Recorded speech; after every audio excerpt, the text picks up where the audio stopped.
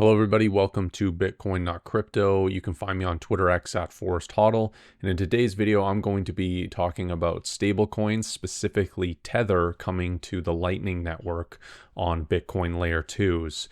And it's an interesting topic. We need to explore what Tether is, what stablecoins are, what this means for Bitcoin. Does this mean more activity on the Lightning Network? Will this be a good thing, bad thing? There's a lot of things to explore here, so we'll try to get into it and I'll try to cover as much as I can.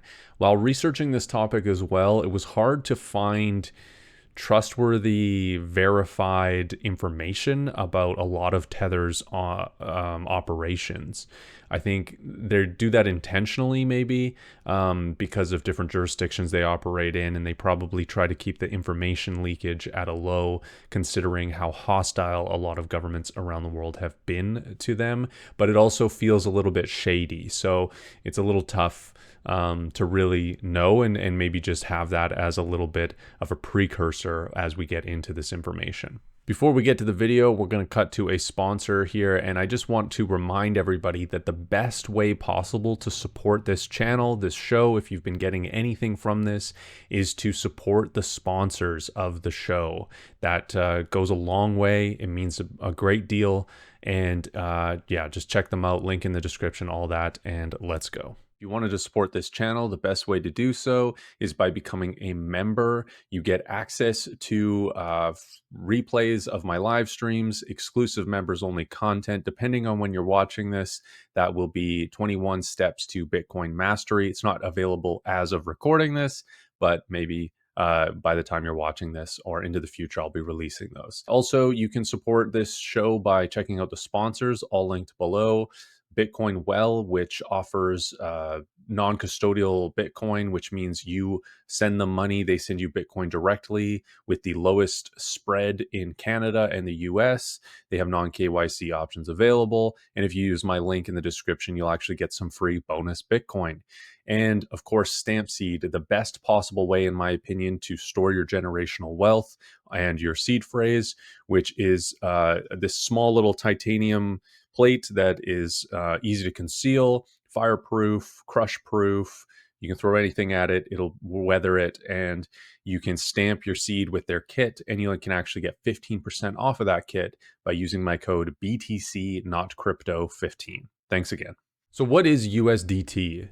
USDT is a stablecoin issued by Tether, and it is the fourth largest in market cap of all cryptocurrencies in the world at $139 billion right now.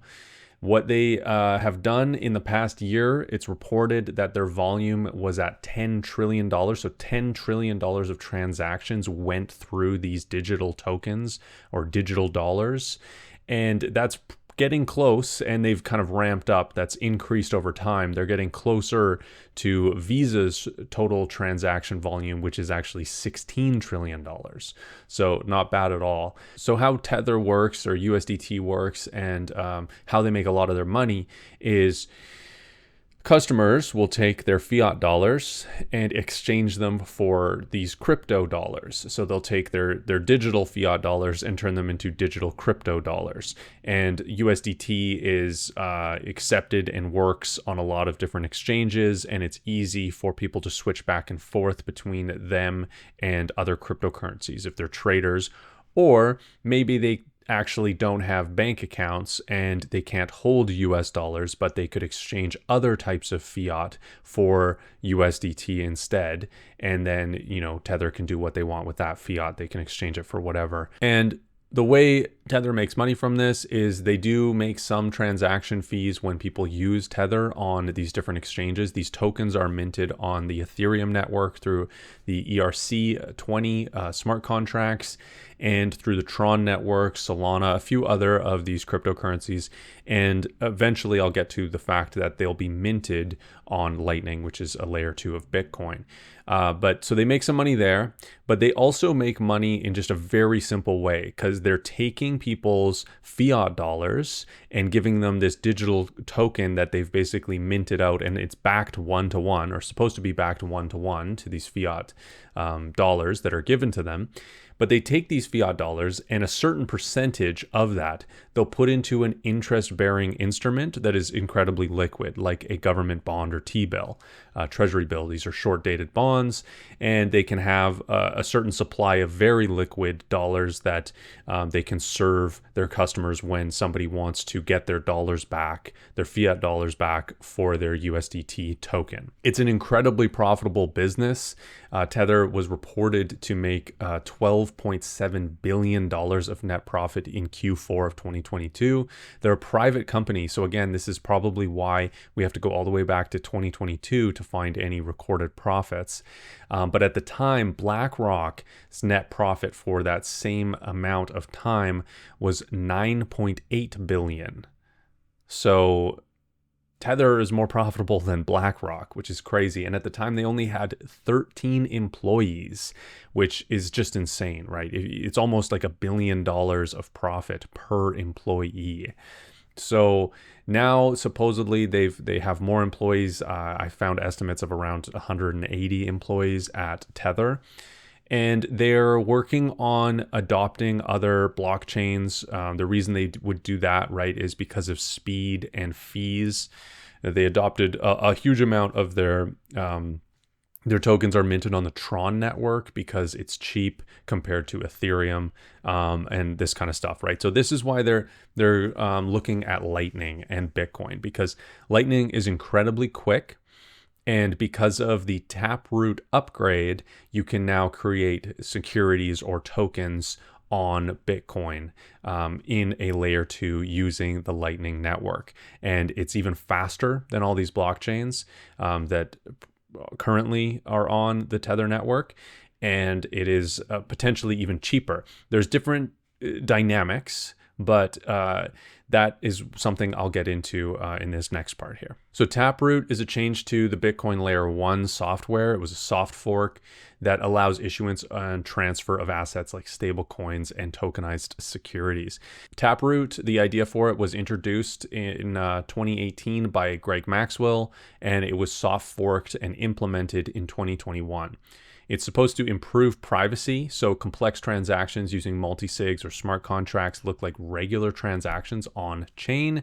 It's supposed to have lower fees, more efficient signature aggregation, and reduced transaction size, and be better enables smart contracts for scalable Bitcoin smart contracts. So you can do smart contracts on Bitcoin, but it's pretty expensive and pretty slow. You know, this is like one of the main complaints that people have about Bitcoin, is that it's too slow and too expensive and all this.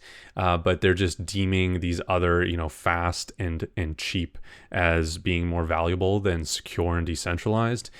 So they fundamentally don't understand cryptocurrency or Bitcoin or money at all, basically.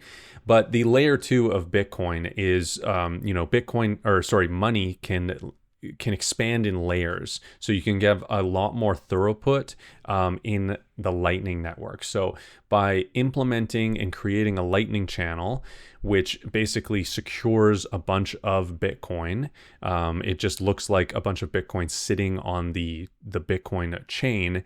And within that Lightning channel, there'll be a ton of transactions that happen and routing to other Lightning nodes and all of this activity within there. And that is where USDT plans to be minted and created, and value being transferred back and forth on or through the USDT token that was created on the Lightning network. So for some of this to happen, I mean, they've been developing it for a long time, but for some of this to happen, what needs to be created is exchanges and compatible wallets that will accept Lightning-based USDT, because certain blockchains will accept the tokens based on where they've been minted. So they need to be compatible. So that needs to be changing around the board of all of these different software wallets. The other thing that needs to happen for this to be successful is probably Tether doesn't just hold treasury bonds, they also hold a lot of Bitcoin. So they would actually probably want to lock up a bunch of that Bitcoin in very large Lightning channels and add a lot of liquidity to the Lightning network. And therefore, then the underlying value transfer using the USDT token, it can be secured by that amount of Bitcoin behind it. So this could create a lot of demand on the Lightning network, a lot of new routing, a lot of new nodes, a lot of activity. It could also create channel openings and channel closings, which are activity on chain of Bitcoin, which would create transaction fees and activity for miners to benefit as well. Now, what's interesting here, upon my research, I found that there's going to be a varying degree of fees even on Lightning, but with a lot more activity, if there's a lack of liquidity, the fees kind of have to go up to slow down and create incentive for more liquidity to come into the market. So it makes a lot of sense for liquidity to grow as demand grows. And the other thing that's very interesting about this is Lightning will be cheaper for USDT and stablecoin users if there's, say, two parties that have a lot of interaction with each other and use stablecoins as their cross-border payment, or even within borders, but cross-border payment is one very strong use case for something like USDT. So if there's two parties that interact with each other a lot, they can create a large channel, and it can be very established, and they can repeatedly transact back and forth, and this can be done extremely cheaply. So that's one way that it could be cheaper than these other, low fee blockchains that mint USDT. Now, for me, it's very simple. I mean, I have no reason to use USDT. I live in the developed world, and I can access US dollars if I want, but predominantly I'm in Bitcoin anyway. So I have no use case for US dollars, but throughout the world, and the reason that USDT is the number 4th largest cryptocurrency in market cap is because there are a lot of people around the world with even worse currencies than the US dollar. I know that's hard to believe, but they inflate even more. And so they see US dollars as a safe haven. They see that as a store of value compared to their wildly inflating currency, national currency that they hold. They probably lack some information about Bitcoin or even about cryptocurrency at large.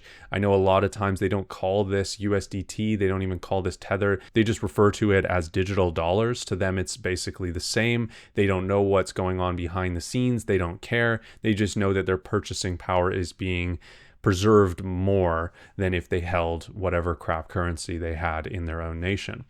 So I see this, I see Tether. A lot of people see it as this kind of villain. They see it as like this black box because they're not audited regularly. They don't know if they're, providing, paper USDT basically. There's all these questions about them as a company.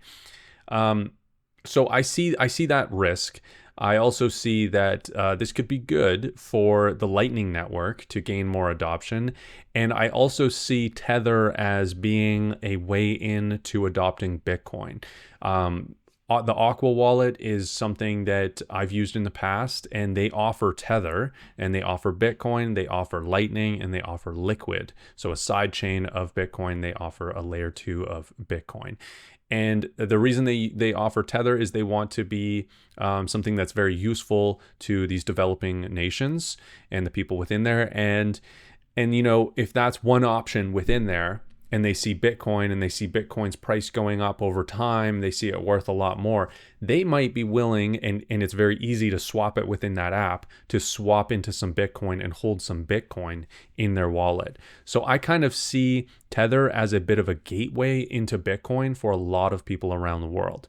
Now, the other problem with Tether, of course, too, is they are one of the biggest buyers of US government bonds, and that is funding the debt and the wars that the US creates and all of the destruction around the world that the US is responsible for. So that's another thing that I don't love.